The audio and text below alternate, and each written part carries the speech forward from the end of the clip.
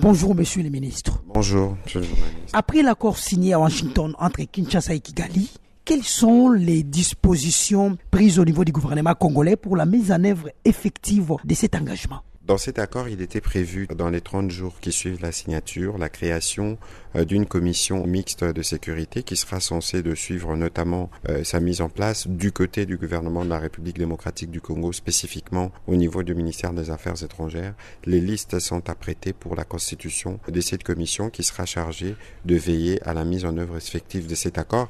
Évidemment, une commission qui comprendra aussi les équivalents du Rwanda, mais aussi de tous ceux qui s'occupent de la médiation, parce que il faut avoir une structure de cette nature, suivant l'accord, pour être sûr que toutes les actions qui sont posées dans les timings qui sont indiqués sont respectées. Quelle est l'incidence positive et négative de ces textes? Je ne pense pas qu'il y a d'incidence négative.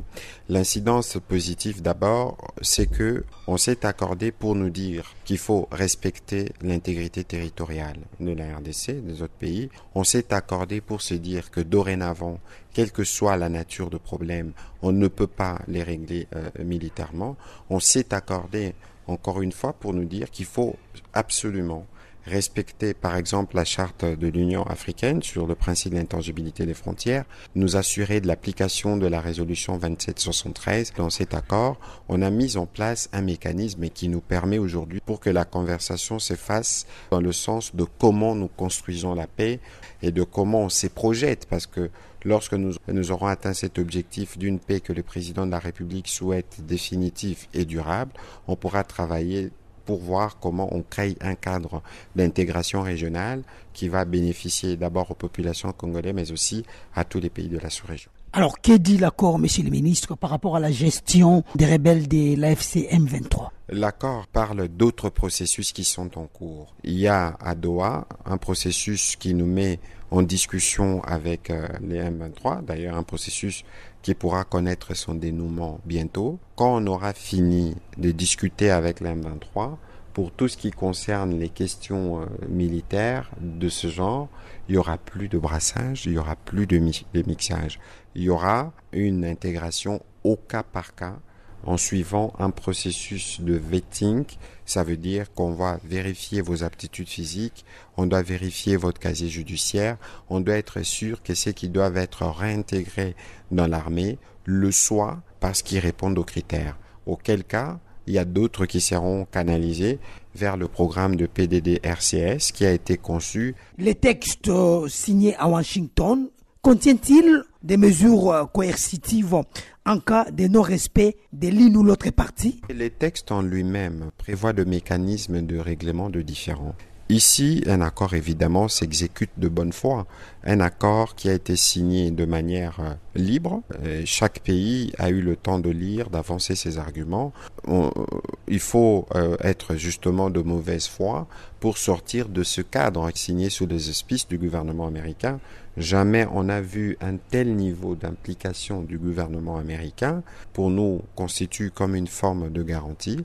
Et donc aujourd'hui, pour nous, nous travaillons pour que cet accord puisse produire les effets escomptés. Le président rwandais Paul Kagame, lors de sa récente sortie médiatique, tacle son homologue congolais, Félix Tshisekedi, sur plusieurs dossiers. Vous ne craignez pas que cette sortie médiatique entrave, voire même jette les pavés dans la mare dans ces processus entamés à Washington? Il n'y a rien à craindre parce que de toute façon de lui on est coutumier d'avoir